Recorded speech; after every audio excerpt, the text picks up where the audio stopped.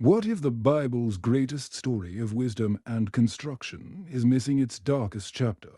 We all know the tale of King Solomon, the wisest man to ever live, blessed by God with unparalleled understanding.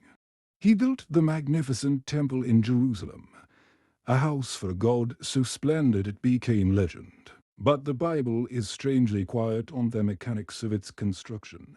First Kings tells us of vast conscriptions of labor, of stones quarried and shaped in secret. But there is another text, an ancient manuscript condemned by the early church, hidden away for centuries. It's called the Testament of Solomon, and it claims the true workforce behind the Holy Temple wasn't human at all. Our story doesn't begin with glory, but with torment. A young boy, a favored laborer on the temple, is attacked by a demon.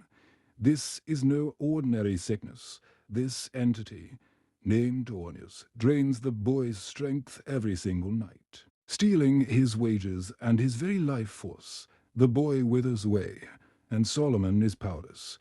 His human wisdom is useless against this supernatural foe. In desperation, Solomon does what he always does. He prays. But this prayer is different. It's not for wisdom, but for power. The power to command, to control. And that night, in a blaze of divine fire, the Archangel Michael appears. Michael doesn't offer advice. He offers a weapon, a single, unassuming ring, made of pure electrum. Etched into its seal is a single, powerful symbol, the pentagram, known then as the Seal of Solomon. This was not just a ring. It was a key to a prison without walls, and Solomon was about to unlock it. Armed with the ring, Solomon waits.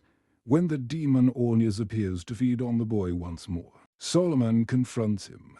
He doesn't brandish a sword. He simply holds up the ring.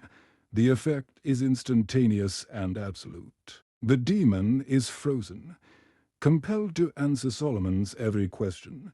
This is where the Testament becomes a terrifying field guide to the supernatural. Solomon doesn't destroy Ornius. He interrogates him. He learns his name, his nature, his weaknesses. He learns that Ornius is subject to the angel Michael, and then Solomon gives his first command. As Solomon, voice echoing with power, I command you, Ornius, take this ring, press it against the chest of the prince of demons. Beelzebub, bring him to me, bound in its power. One by one, a chain reaction begins. Ornius enslaves Beelzebub. Beelzebul, in turn, is forced to summon every demon under his command. The Legion of the Damned is paraded before the King of Israel, and Solomon, with cold, divine efficiency, begins his census of hell. For each demon, Solomon learns its name, its sin, and most importantly, the name of the angel or power that can thwart it. He isn't just collecting prisoners. He's building an encyclopedia of spiritual warfare. But Solomon has a grander, more ambitious plan. The temple of God must be built, and who better to build it than the very forces of chaos themselves? He assigns demons to their strengths. Powerful, earth-shaking demons are sent to quarry massive stones. Demons who control fire are tasked with smelting metal and baking tiles.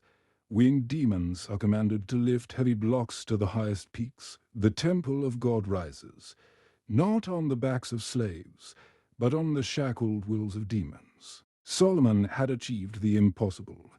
He had turned chaos into order, evil into utility. But in enslaving the darkness, had he truly conquered it, or had he simply brought it home? The temple is completed, a marvel of the world, gleaming in the Jerusalem sun. But what do you do with an army of enslaved demons once their work is done? Solomon's solution was as brilliant as it was terrifying. He forced the demons to create ornate, hollow brass vessels, and then, one by one, he sealed them inside. These jars were buried deep beneath the temple's foundation, a supernatural containment system. The house of God was literally built upon a prison for demons. Solomon's kingdom entered a golden age. With the demons imprisoned, peace and prosperity reigned. But power, especially power over the supernatural, had a cost, and the bill was about to come due. The Testament reveals that in his old age, Solomon's wisdom was corrupted by his power. He broke the divine laws he was meant to uphold. The text speaks of him worshipping the gods of his foreign wives, not out of faith, but out of a prideful, cosmic curiosity. This was the fatal flaw. The divine power of the ring was contingent on Solomon's obedience to God. The moment he turned away, the magic began to fail. The seals on the jars weakened, and the demons, sensing his vulnerability, began to whisper.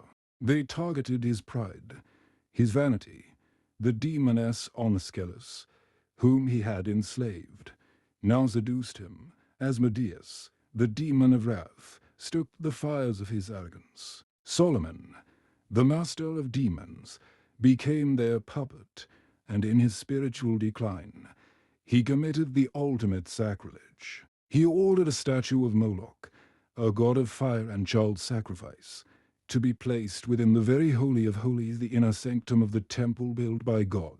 With the forced labor of demons, this act shattered the temple's sanctity. The glory of God, the Shekinah, departed from the temple. Solomon was left a broken king. His power was gone. His kingdom destined to be torn in two. The Testament ends with his final, desperate warning to future generations: the pursuit of power over darkness, without unwavering spiritual purity, is a path to self-destruction.